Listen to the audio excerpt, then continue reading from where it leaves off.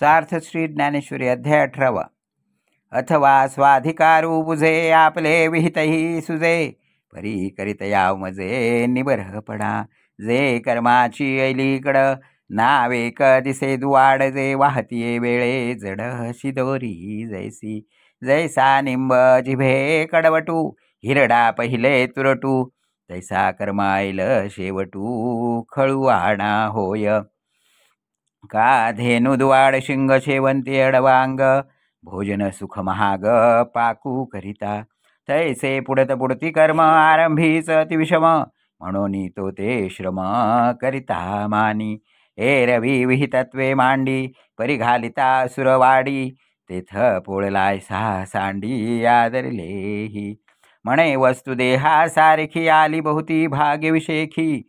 माझा चुका कर्माधिकी पापिया जैसा.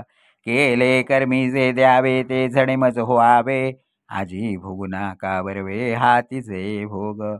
ऐसा शरीराची आक्लेशा, भेणे कर्मे विरेशा. सांडी तो परी सारा जस त्यागू. एरवी तेथही कर्म सांडे, परी तया त्याग फळ न जोडे. जैसे उतले आगी पडे, ते न लगेची होमा. का बुडोनी प्राण गेले, ते अर्धोदकी निमाले. हे म्हणून जाहले दुर्मरणची. तैसे देहाचे निलोभे, जेणे कर्मा पाणी शुभे. तेणे साचन लभे त्यागाचे फळ. किंबहुना पुले जे ज्ञान होय उदयाले, ते नक्षत्रा ते पाहले गिळी जैसे. तैशास कारण क्रिया हारपती धनंजया, तो कर्म त्यागो ये जया मोक्ष फळासी. ते मोक्ष फळ ज्ञाना नाही अर्जुना, म्हणून तो त्यागू न माना राजसूजो.